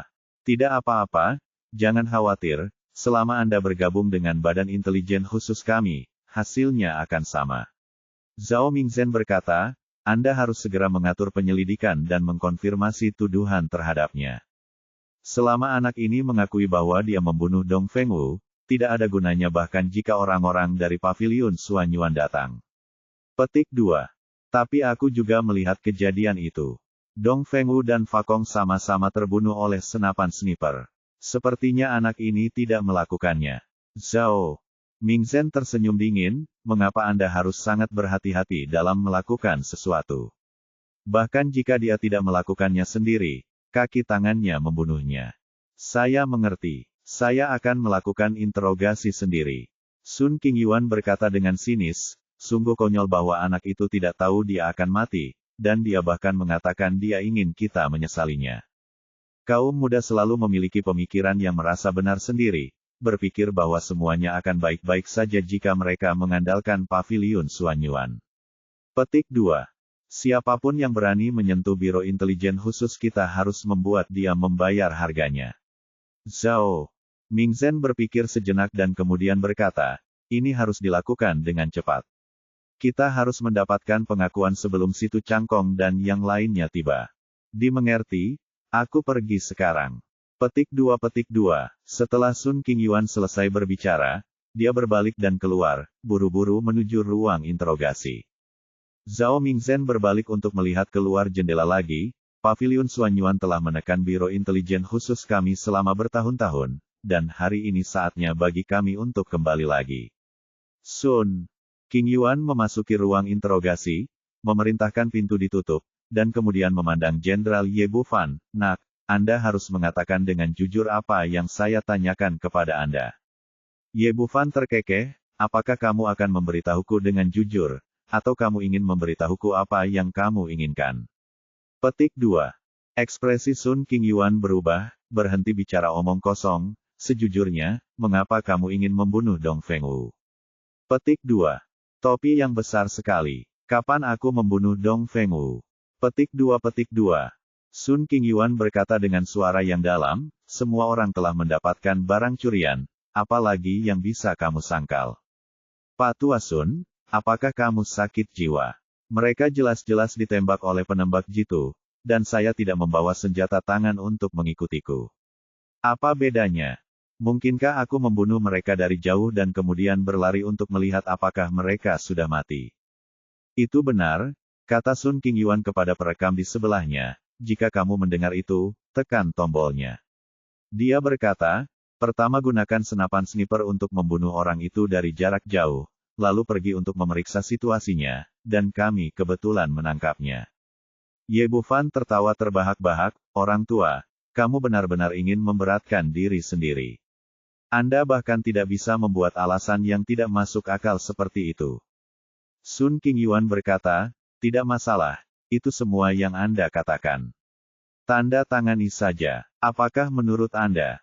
Saya bisa menandatanganinya. Petik 2. Ya, Sun Qingyuan tersenyum dingin. Menurutnya, dia telah sepenuhnya mengendalikan hidup dan mati pihak lain, jadi tidak ada ruang untuk perlawanan. Nak, bagaimana caramu membunuh Mu Gaofeng? Ye Bufan berkata, orang tua, apakah kamu mencoba menyalahkanku lagi? Apakah itu ada hubungannya denganku? Apakah anak itu sudah mati atau belum? Katakan padaku, kan, jika kamu tidak memberitahuku, kamu harus melakukannya. Dia akan menderita. Sun Qingyuan melambai kepada pria parubaya di sebelahnya dan berkata, cobalah dia mencicipinya. Ya, pria parubaya itu setuju, melepaskan tongkat karet dari dinding dan menatap Ye sambil tersenyum. Bufan datang. Ye Bufan berkata, orang tua, apakah menurutmu hal semacam ini bisa menyentuhku? Sun Qingyuan mencibir, nak, sebaiknya jangan melawan, jangan beri aku kesempatan untuk mengambil tindakan dan merusak kultivasimu. Oke, ingat, nah, apa yang terjadi hari ini adalah semua yang kamu timbulkan pada dirimu sendiri. Kata Ye Bufan, dengan senyum main-main di bibirnya. Sun Qingyuan tiba-tiba merasakan emosi yang buruk di hatinya, tapi dia tidak tahu apa masalahnya. Ini adalah sepertiga dari 1 hektar tanah. Bagaimana pihak lain bisa punya kesempatan untuk kembali? Namun saat itu, terdengar ledakan keras di luar pintu ruang interogasi. Pintu besi besar setebal 10 cm itu ditendang dan mengenai punggung pria parubaya itu. Meski pria parubaya juga memiliki tingkat budidaya, namun gerbang besinya tebal dan beratnya sekitar 1000 kg. Kali ini, dia terlempar sejauh 7 atau 8 meter dan langsung membentur dinding seberang, muntah darah. Apa yang terjadi? Sun Qingyuan terkejut. Dia menoleh ke belakang dan melihat seorang pria muda berusia 30-an berdiri di depan pintu. Jika kamu berani pergi ke Biro Intelijen Khusus untuk menimbulkan masalah, kamu harus segera ditangkap. Dia memberi perintah, dan selusin anak buahnya segera bergegas maju, dan mereka semua roboh dalam sekejap mata. Ini yang Ye Bufan jelaskan sebelumnya, bahwa dia hanya memberi pelajaran kepada orang-orang ini, dan paling banyak tangan dan kaki mereka patah, tetapi tidak ada nyawa yang hilang. Master tingkat surga, murid Sun Qingyuan tiba-tiba menyusut. Dia tidak tahu di mana master tingkat surga ini muncul dan masuk ke markas besar dinas rahasia. Namun, Ye Tian tidak memberinya kesempatan untuk berpikir terlalu banyak, dan mengulurkan tangan besarnya untuk meraih Sun Qingyuan. Mencari kematian, Sun Qingyuan, yang juga seorang pejuang di tahap awal tingkat bumi, berteriak keras dan menamparkan dada Ye Tian dengan telapak tangannya. Yang mengejutkannya, pihak lain tidak menghindar atau menghindar, tetapi dengan paksa menahan telapak tangan tersebut. Segera setelah itu, telapak tangannya seperti membentur lempengan besi, tidak mampu mengguncang lawan sama sekali. Ye Tian adalah mayat emas kelas 3, yang setara dengan seorang pejuang di tingkat menengah tingkat surgawi. Dalam hal level, dia satu tingkat lebih tinggi darinya. Terlebih lagi, semua budidaya mayat emas ada di dalam tubuh fisik, jadi tidak mungkin dia bisa mengguncangnya pada tahap awal tingkat surga. Bab 817 Humanoid Tyrannosaurus Rex. Ye Tian mengabaikan serangan Sun Qingyuan dan menjepit leher lawannya. Sun Qingyuan awalnya bertubuh pendek, dan tingginya kurang dari 1,7 meter tiba-tiba terangkat, dan kemudian mulut besar itu menamparkan wajahnya seperti tetesan air hujan. Frustrasi. Sangat membuat frustrasi. Hanya ini yang dia rasakan di hatinya saat ini. Sebagai seorang pejuang tingkat bumi, dia selalu terlihat menyendiri kemanapun dia pergi. Dia tidak pernah menyangka bahwa suatu saat dia akan ditampar mulutnya dan dipukuli seperti cucunya. Dia ingin melawan, tapi sayangnya dia tertekan dalam hal tingkat kultivasi.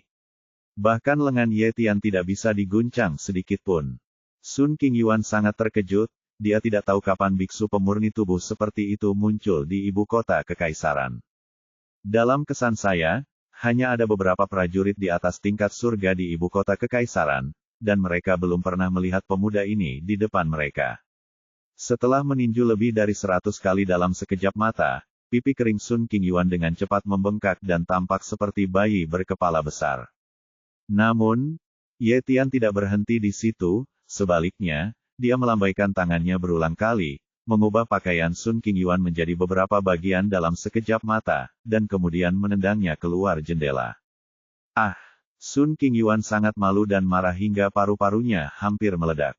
Dia, seorang pejuang tingkat bumi yang agung dan wakil direktur dinas rahasia, dibuat seperti ini di depan umum.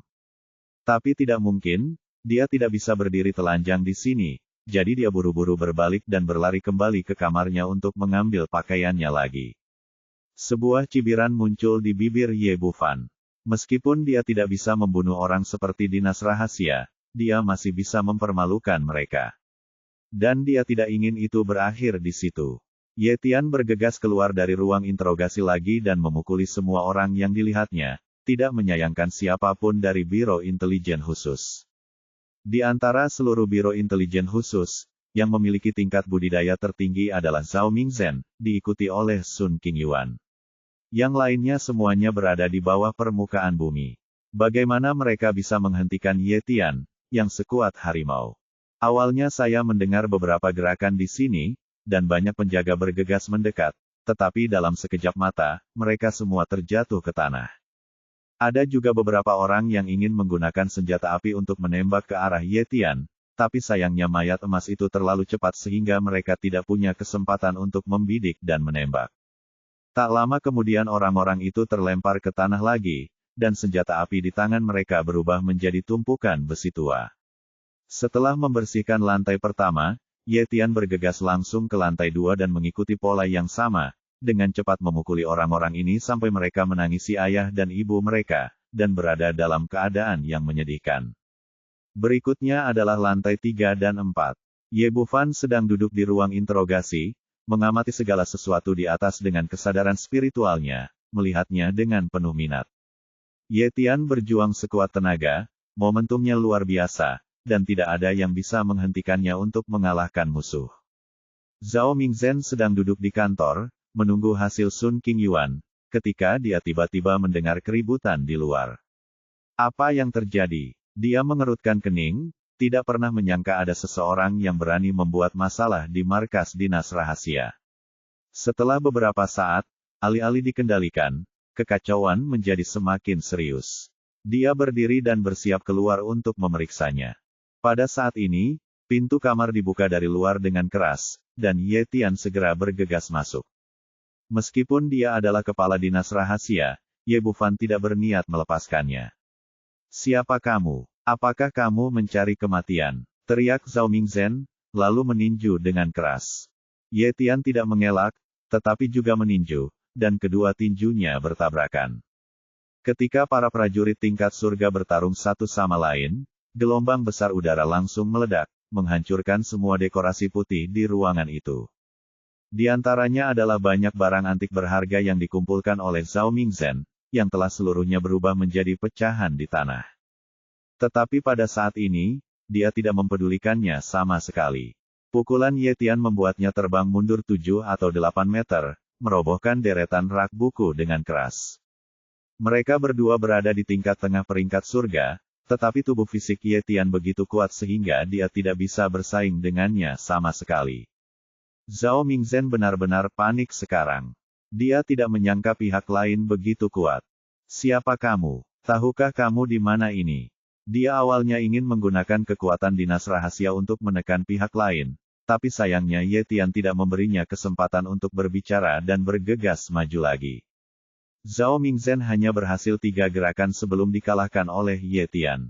Yang paling mengejutkan dan tidak berdaya baginya adalah bahwa pihak lain jelas merupakan orang kuat di alam surga tingkat menengah, tetapi dia tidak berbeda dengan hooligan lokal dalam pertarungan. Setelah menjatuhkannya ke tanah, dia langsung menungganginya dan memberinya 2 mata panda. Kemudian, tinju menghujani dia, memukulinya hingga memar dan lebam. "Brengsek, biarkan aku pergi cepat." Zhao Mingzhen hampir marah, tetapi kultivasi pihak lain terlalu kuat dan tubuhnya seperti baja, bahkan jika dia menginginkannya, dia tidak bisa menahannya. Selanjutnya, Ye Tian melakukan sesuatu yang tidak akan pernah dia lupakan. Dia mengulurkan tangan dan menjambak rambut di kepalanya, dan menarik sehelai rambut besar dengan sedikit kekuatan. "Ah!" Zhao Mingzhen menjerit, yang merupakan pukulan ganda baginya baik secara mental maupun fisik. Awalnya, setelah menginjak usia 80 tahun, rambut di kepala menjadi sangat berharga, tapi sekarang dicabut dengan paksa. Ye Tian tidak peduli sama sekali, dia melambaikan tangannya berulang kali, dan hanya dalam beberapa detik, dia mencabut beberapa helai rambut di kepala Zhao Mingzhen. Senyuman muncul di sudut mulut Ye Bufan. Karena lelaki tua ini ingin melukai dirinya sendiri, dia pantas menderita. Setelah Ye Tian selesai melakukan ini, dia melepas pakaian Zhao Mingzhen dan menendangnya ke bawah. Meskipun lantai 10 sangat tinggi, lelaki tua itu adalah prajurit tingkat menengah. Dia tidak menderita banyak kerusakan saat jatuh ke tanah. Namun, sungguh memalukan untuk berdiri telanjang di depan semua bawahannya. Dia buru-buru mengikuti teladan Sun Qingyuan dan langsung menghilang, kembali ke kamarnya untuk mencari pakaian. Di dalam kamar, Ye Tian membersihkan semua orang. Seluruh bangunan kosong, dan kemudian dia mulai menghancurkan rumah itu.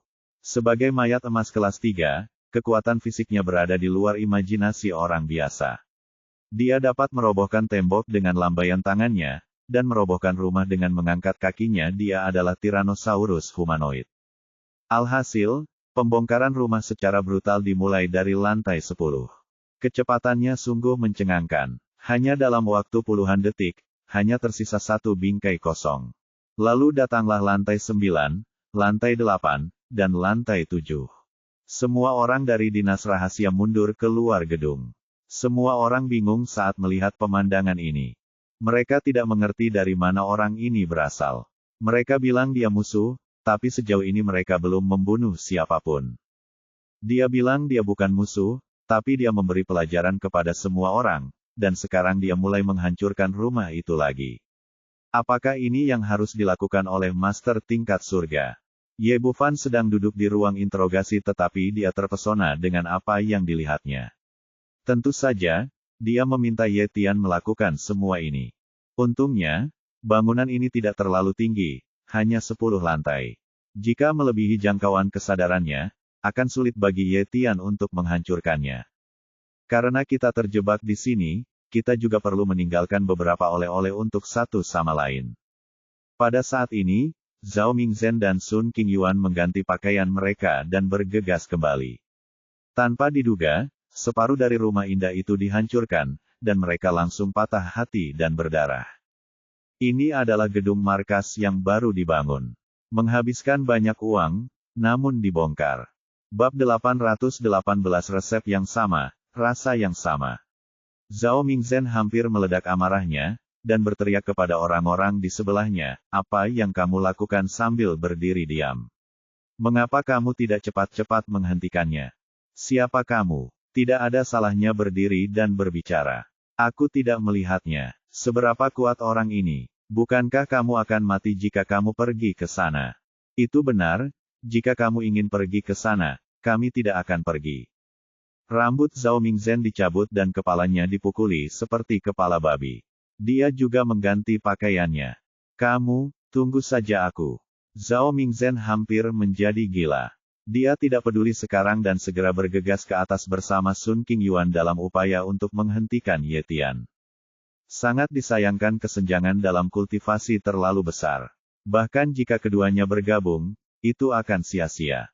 Dalam 1 menit setelah naik, mereka ditendang lagi. Orang-orang yang menonton menyadari siapa mereka dan bergegas membantu kedua pria itu berdiri. Namun melihat tampang kedua orang itu, tetap saja membuatku tertawa. Para bos Secret Service yang biasanya agung dan agung kini terlihat seperti boneka berkepala besar, sementara yang lain terpaksa menjadi botak. Zhao Mingzhen dan Sun Yuanxing bangkit dari tanah. Kali ini mereka tidak memiliki keberanian untuk naik, jadi mereka hanya bisa berdiri di samping dan menonton. Efisiensi pembongkaran rumah Ye Tian memang sangat tinggi. Setelah beberapa saat, dia menghancurkan rumah itu dari lantai atas ke bawah. Bangunan yang awalnya megah itu dibongkar menjadi bingkai yang transparan di semua sisi. Setelah asap hilang, orang-orang dari dinas rahasia menemukan bahwa Ye Tian telah menghilang, dan pemandangan aneh pun terjadi. Di seluruh gedung, hanya Ye Bufan yang tersisa duduk di bangku besi di ruang interogasi dengan ekspresi santai, memandang semua orang di depannya dengan ekspresi main-main. Di mana orang itu? Kemana orang itu pergi? Para penonton mencari jejak Ye Tian, tetapi setelah lama mencari, mereka tidak dapat menemukan di mana orang itu berada. Melihat reruntuhan di depan mereka, Zhao Mingzhen dan mereka berdua hanya ingin menangis tanpa air mata. Saat ini, hati Sun Yuanxing tergerak, dan dia tiba-tiba teringat kata-kata Ye Bufan, "Kamu akan menyesal jika membawaku pergi." Mungkinkah anak itu menemukan seseorang untuk melakukan semua ini, dan tuan itu ada hubungannya dengan dia? Pasti seperti ini, kalau tidak, mengapa kebetulan ketika saya hendak menyulitkannya, tuannya tiba-tiba muncul? Memikirkan hal ini, Sun Yuanxing berjalan ke arah Ye Bufan dan berteriak dengan marah, "Nak, kamu menemukan orang ini. Katakan padaku secepatnya siapa dia." Ye Bufan menatapnya dan berkata dengan bercanda, "Hei, siapa kamu?" Petik 2. Saat ini, orang lain dari dinas rahasia datang. "Ini wakil direktur kami Sun." "Jangan bercanda, saya baru saja melihat wakil direktur Anda Sun. Seperti ini, jelas dia adalah bayi berkepala besar." Setelah mengatakan itu, Ye Bufan tidak bisa menahan tawa. Sun Yuanxing hampir menjadi gila. Dia menggebrak meja dan berkata dengan marah, "Ye Bufan, harap lebih serius. Jika Anda tidak bekerja sama dengan pekerjaan Biro Intelijen Khusus kami, Anda akan menanggung akibatnya." "Tentu saja saya akan bekerja sama. Tidak, aku bahkan tidak melarikan diri ketika rumah itu dibongkar seperti ini. Apakah ada orang yang lebih kooperatif dariku?" Ye Bufan berkata dan melihatnya lagi dihancurkan seperti ini. Tidak sekeren sebelumnya. Tercekik. Petik 2. "Kamu." Sun Yuanxing gemetar karena marah, tapi tidak ada yang bisa dia lakukan. Zhao Mingzhen masuk dari luar, "Ye Bufan, kamu baru saja menemukan orang itu.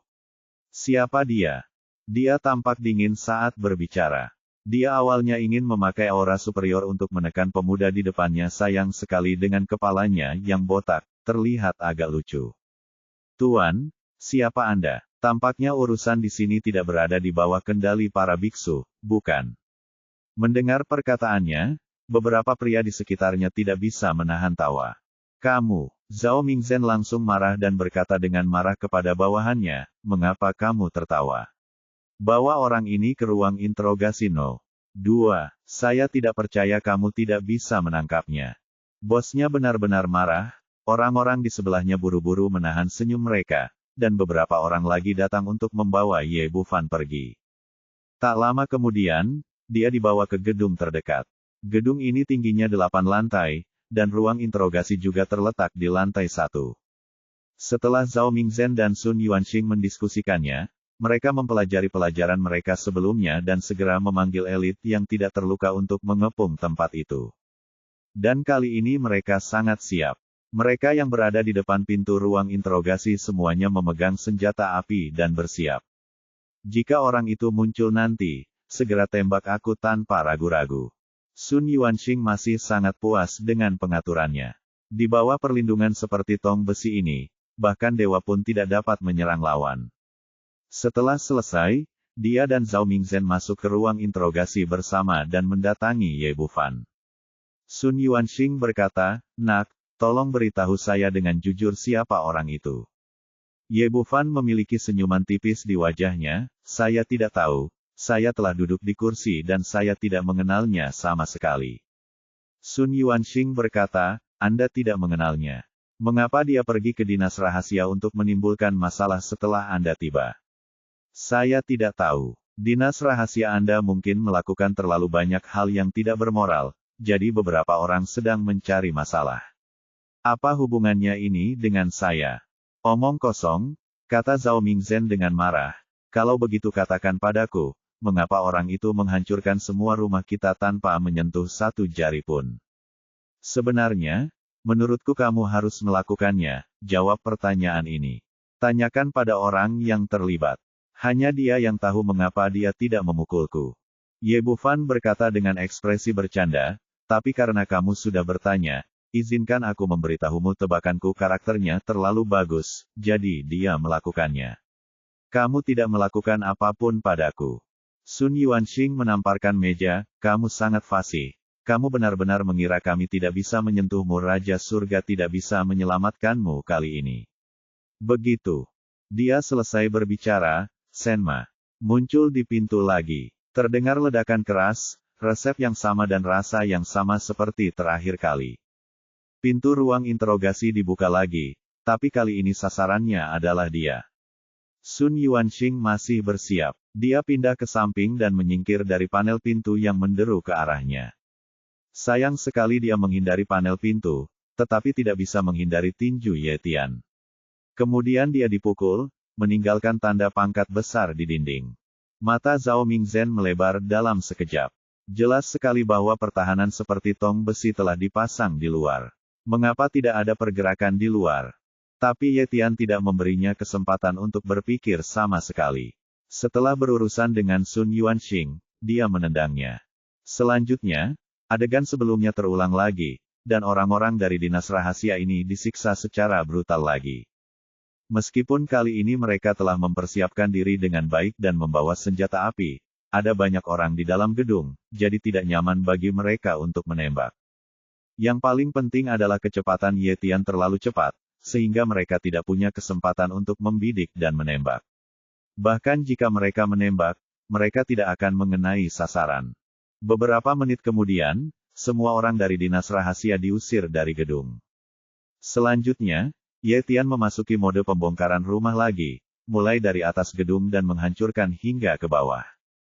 Zhao Mingzhen dan Sun Yuanxing berdiri di luar, mata mereka menyala-nyala ketika melihat semua ini. Dinas rahasia tidak pernah begitu pengecut selama bertahun-tahun. 2 rumah dihancurkan satu demi satu. Bagaimana ia bisa mendapatkan pijakan di ibu kota kekaisaran jika menyebar di masa depan? Bab 819 Maaf, saya salah. Meskipun mereka sangat cemas, mereka tidak dapat berbuat apa-apa. Bagaimanapun, kekuatan mereka ada di sana, dan bebas bagi mereka untuk naik ke sana. Merupakan berkah di antara kemalangan bahwa pihak lain tidak membunuhnya. Sun Yuanxing berkata dengan marah, "Dari mana anak ini berasal? Mengapa dia seperti hantu? Dia bahkan tidak bisa menahannya. Dia muncul begitu dia muncul." Wajah Zhao Mingzhen menjadi pucat membuatnya bingung. Siapa orang ini? Apa yang akan dia lakukan? Jika Ye Bufan yang menemukan orang itu, tapi dia baru saja menonton dari samping, dan Ye Bufan tidak punya kesempatan untuk meneleponnya. Jika tidak, mengapa ini suatu kebetulan? Yang paling penting adalah pertahanan seperti tong besi telah dibangun, sehingga bahkan master tingkat surga tingkat menengah tidak dapat masuk ke dalam gedung. Tapi pihak lain tiba-tiba muncul dari dalam. Sebagai master di alam surgawi tingkat menengah dan kepala biro intelijen khusus, dia telah melihat banyak hal selama bertahun-tahun. Tapi apa yang terjadi hari ini benar-benar di luar kesadarannya, dan dia tidak bisa memahaminya sama sekali. Melihat dia tidak berbicara, Sun Yuanxing berkata lagi, "Zhao Tua, kita harus menemukan cara.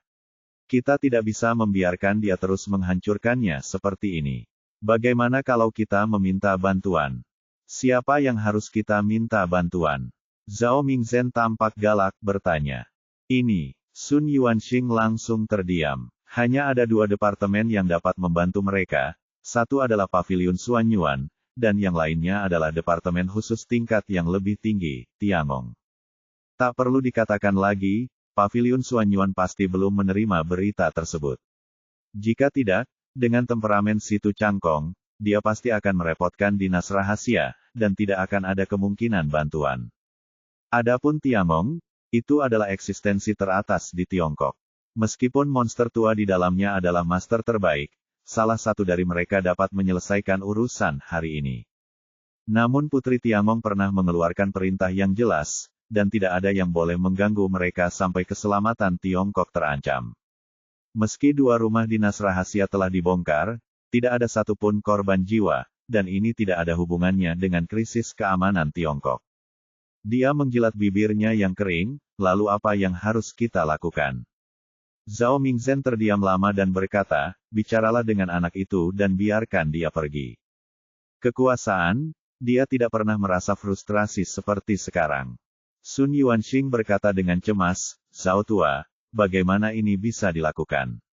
Kita akhirnya menangkap anak ini, bagaimana kita bisa melepaskannya?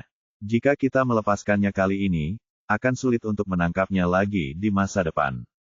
Selain itu, sekarang dia telah jika kita membiarkannya pergi seperti ini, begitu kabar menyebar, di manakah wajah dinas rahasia kita di masa depan? Kalau begitu, beritahu saya apa yang harus saya lakukan." Zhao Mingzhen juga sangat kesal, apakah kita dibiarkan pergi oleh orang itu? Apakah seluruh rumah dinas rahasia akan dibongkar? Tentu saja dia tidak mau melepaskan Ye Bufan, tapi tidak ada jalan lain. Kedua bangunan ini telah menimbulkan kerugian besar bagi mereka. Soal mukanya memang abal-abal, namun uang yang dikeluarkan untuk membangun gedung berikutnya memang nyata, meski setiap tahunnya memiliki dana yang cukup besar, namun dana yang dibutuhkan untuk membangun kembali kedua gedung tersebut tidak sedikit. Jika beberapa rumah lagi dibongkar, dia akan benar-benar menangis. Jika rumah itu dibongkar, para petinggi mungkin akan marah dimanapun dinas rahasia beroperasi. Setelah mendengar kata-kata ini, Sun Yuanxing segera sadar sedikit. Masalah yang paling penting sekarang bukanlah peduli pada wajah, tapi mereka tidak bisa menghentikan orang itu. Tidak ada pilihan selain membungkuk. Pada saat ini, kata-kata Ye Bufan kembali terlintas di telinganya, "Kamu akan menyesal jika menangkapku." Petik 2. Jika dia mengetahui hal ini, dia tidak akan menyentuh bintang jahat ini bahkan jika dia diberi 8 juta. Zhao Mingzhen menghela nafas, "Ayo pergi, ayo kita bicara dengannya." Pada saat ini, gedung bertingkat 8 ini telah dibongkar menjadi sebuah bingkai, dan Ye Tian menghilang lagi, meninggalkan Ye Bufan sendirian. Melihat Zhao Mingzhen berjalan ke arahnya, Ye Bufan tersenyum, "Kalian berdua, apakah kita perlu pindah tempat? Saya tidak tahu berapa banyak ruang interogasi yang dimiliki Badan Intelijen Khusus Anda." Wajah Sun Qingyuan pucat, tapi dia tidak melanjutkan. "Saya memiliki keberanian untuk mengubah ruang interogasi untuk pihak lain. Bagaimanapun, dinas rahasia hanya memiliki beberapa rumah, dan jumlahnya tidak cukup untuk dibongkar." Dia berkata, "Ye Bufan, mari kita lupakan masalah ini kali ini. Kamu boleh pergi. Jika kamu membiarkanku pergi seperti ini, bukankah itu akan menjadi keuntungan bagiku? Ye Bufan berkata dengan wajah bercanda, apa jika aku pergi kali ini? Jika aku melepaskannya, tidak akan mudah untuk menemukan kesempatan seperti itu di masa depan. Sun Qingyuan kesal, apakah kamu akan pergi atau tidak? Ye Bufan terkekeh, tentu saja tidak. Menurutmu aku ini apa? Mengatakan kamu ingin menangkapku. Tangkap mereka segera setelah kamu datang, dan suruh mereka pergi segera setelah kamu mengatakannya. Zhao Mingzhen berkata dengan wajah gelap, apa lagi yang kamu inginkan? Ada pepatah lama di Tiongkok bahwa lebih mudah mengusir Tuhan daripada mengusirnya. Saya akan menyesal setelah Anda menangkap saya, tetapi sayang sekali Anda tidak mendengarkan dan memintaku pergi, aku tidak mudah diajak bicara. Sun Qingyuan berkata dengan marah, kalau begitu, kamu tidak akan pergi, kan? Tetaplah di sini. Ye Bufan melihat sekeliling dan berkata dengan ekspresi tidak puas, itu tidak cocok untuk ditinggali orang di sini. Saya harus mencari rumah yang lebih baik untuk ditinggali. Setelah itu, dia berkata. Dia mengulurkan tangan dan menunjuk ke sebuah bangunan di sebelahnya, bangunan itu bagus dibangun belum lama ini. Dekorasinya cukup bagus. Saya akan siap untuk pergi ke sana sebentar lagi. Setelah mendengar kata-katanya, Zhao Mingzhen dan Sun Qingyuan sama-sama bersemangat. Itu adalah kedutan di hati saya. Sial, ini ancaman Qi Guo. Jika Ye Bufan diizinkan pergi ke sana, aku khawatir rumahnya tidak akan bertahan lama dan akan hancur total. Zhao Mingzhen menarik napas dalam-dalam dan menahan amarah di dalam hatinya. Katakan padaku, bagaimana kamu bisa meninggalkan dinas rahasia? Ye Bufan berkata, Pak Tua Zhao, sepertinya ini bukan yang kamu katakan, kan? Seharusnya begitu, bukankah kamu mencoba segala cara yang mungkin? Kumpulkan bukti, kenakan topi pembunuh pada saya, dan kemudian biarkan saya masuk penjara, ambil kesempatan untuk menekan paviliun Suanyuan. Mengapa sikap Anda berubah sekarang, seolah-olah Anda meminta saya untuk pergi? Petik 2. Kamu. Petik 2. Zhao Mingzhen. Meskipun dia sangat marah hingga dadanya terasa seperti akan meledak, alasan terakhirnya masih memungkinkan dia untuk menahannya. Lagi pula, dengan kekuatan mereka di sana, dia tidak bisa mampu menyinggung perasaannya sama sekali. Urusan keluarga Dong tidak berada dalam yurisdiksi Biro Intelijen Khusus kami. Apakah Anda membunuh mereka atau tidak? Tidak ada hubungannya dengan kami. Anda harus pergi secepat mungkin. Sun Qingyuan. Dengan ekspresi bercanda di wajahnya, Pak Tua Sun, aku telah memberitahumu hal ini dengan jelas sebelumnya, tetapi kamu menolak untuk mendengarkan. Mengapa kamu tidak memahami kebenaran yang begitu sederhana? Menundukkan wajahnya dan menggigit, dia mengertakkan gigi dan berkata, maaf, kami melakukan kesalahan kali ini. Kasus biasa seperti ini harus diserahkan kepada pihak berwenang setempat. Ayo pergi. Di depannya dan berkata, saya yakin Anda melakukan kesalahan. Itu kesalahan kami. Saya minta maaf kepada Anda. Petik 2. Wajah Zhao Mingzhen begitu muram hingga tampak meneteskan air mata, tetapi dia juga melihat pria itu di depannya bukanlah orang yang mudah untuk dihadapi sama sekali. Jika Anda tidak menundukkan kepala, Anda tidak akan bisa mengusir Buddha raksasa ini sama sekali. Pada akhirnya Anda hanya bisa memilih untuk menundukkan kepala dan meminta maaf. Bab 820, menembak kakimu sendiri. Mendengar kata-kata permintaan maaf dari kedua orang tersebut, mata orang-orang di sekitar Biro Intelijen Khusus pun hancur. Dinas rahasia adalah eksistensi istimewa di Tiongkok. Sebagai dua bos teratas, bahkan kepala keluarga besar di ibu kota kekaisaran harus menyerah. Setelah bertahun-tahun, kapan saya menundukkan kepala kepada seseorang dan meminta maaf? Siapa pemuda ini? Bagaimana bisa ada begitu banyak energi? Kamu adalah kawan yang baik jika kamu memperbaiki kesalahanmu ketika kamu tahu itu salah, dan sikapmu cukup baik. Ye Bufan tampaknya sangat puas dengan penampilan mereka, mengangguk dan berkata, karena kamu tahu kamu salah, kamu harus memberikan kompensasi, kan? Sun Qingyuan berkata dengan marah, ya, jangan melangkah terlalu jauh. Apakah saya bertindak terlalu jauh? Saya pikir permintaan ini sangat masuk akal. Aku khawatir aku akan disiksa olehmu dan kemudian mengenakan topi di kepala pembunuh. Ye Bufan menggelengkan kepalanya lagi ketika dia mengatakan ini, tapi aku selalu menjadi orang yang berakal sehat berpura-pura aku tidak mengatakan apa-apa.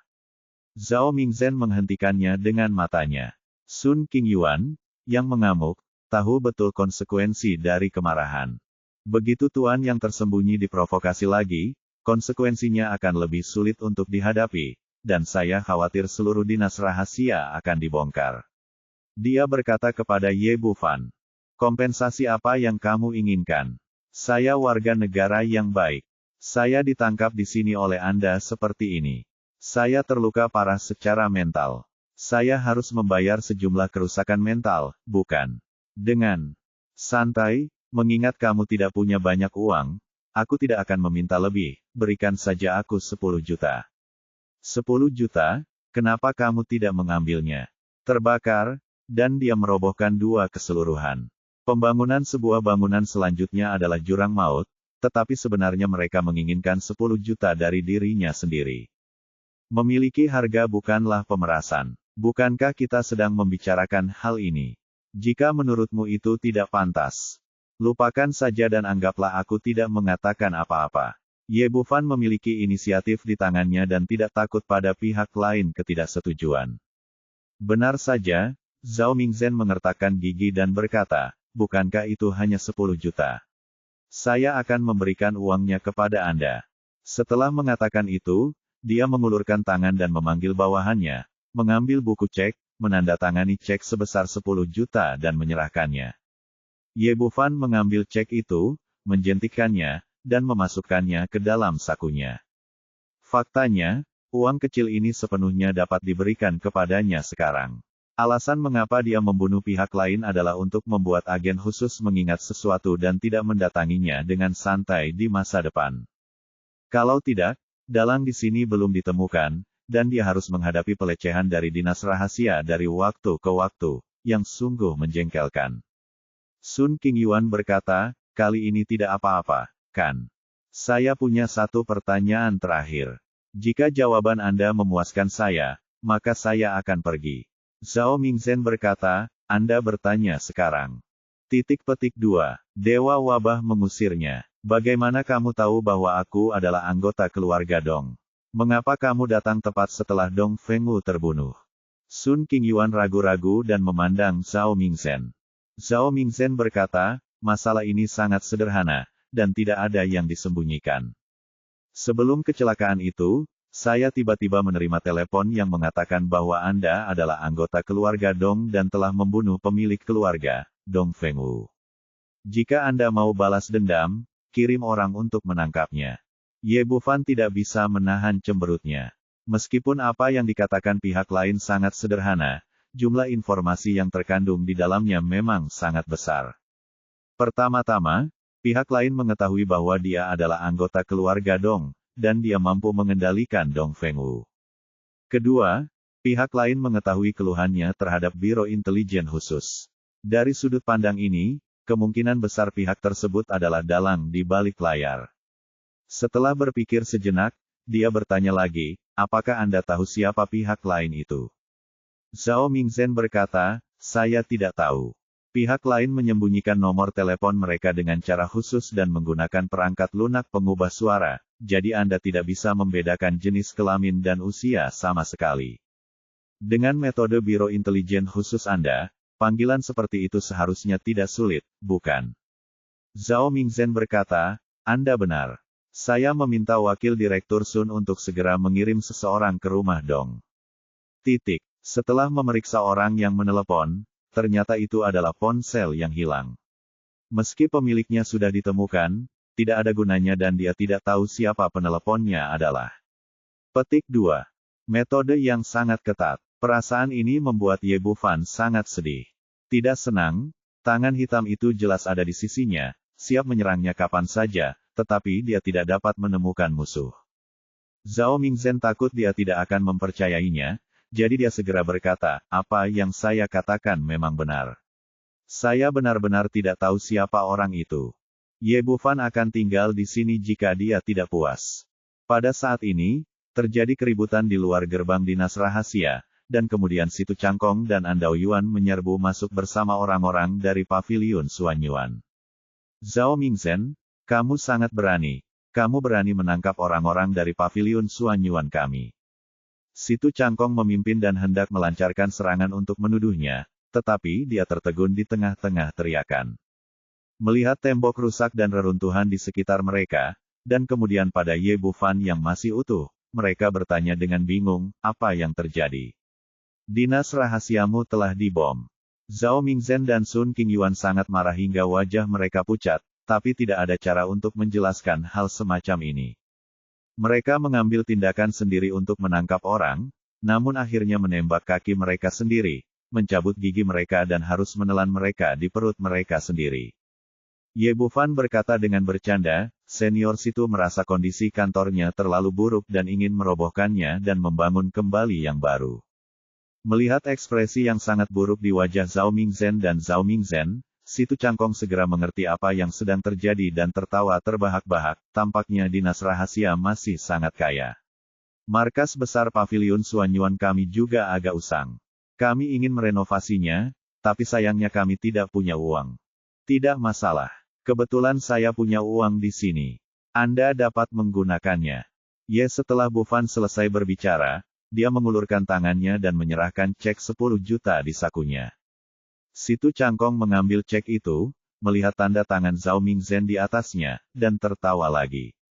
Kamu telah melakukan pekerjaan dengan baik, kamu pantas menjadi tetua keempat dari paviliun Suanyuan kami. Melihat dua orang bernyanyi dan menyelaraskan, Zhao Mingzhen dan Sun Qing sangat marah hingga mereka ingin muntah darah uang dan menamparkan wajah mereka sendiri. Apakah ini lebih menyebalkan? Seorang Dao Yuan melangkah maju dan berkata, Zhao Tua, apa yang terjadi? Mengapa Anda ingin menangkap orang-orang kami dari paviliun Suanyuan? Ini, Zhao Mingzhen terdiam telah terpikirkan sebelumnya. Itu tidak berguna sama sekali. Tidak apa-apa, mereka hanya datang untuk mengobrol dengan saya dan memberi saya sejumlah subsidi. Meskipun Ye Bufan tidak mengenal Andao Yuan, dia tahu bahwa status pihak lain tidak rendah. Dia berkata kepada Situ Cangkong dan mereka berdua, tidak apa-apa di sini. Ayo pergi. Jika kita tinggal terlalu lama, kita akan mengganggu orang-orang dalam membangun rumah. Melihat dia aman dan sehat, Situ Cangkong dan dua orang lainnya tidak melakukannya, tidak berkata apa-apa lagi dan pergi bersama yang lain. Bajingan. Sun Qingyuan melihat ke belakang semua orang dan mengertakkan gigi dengan kebencian. Tindakan ini benar-benar merugikan istrinya dan membuatnya sakit. Memikirkan dua bangunan yang hancur saja sudah membuat hati mereka berdarah. Dia berkata, Zhao Tua, kita tidak bisa membiarkan masalah ini berlalu begitu saja. Saya tidak bisa menelan nafas ini.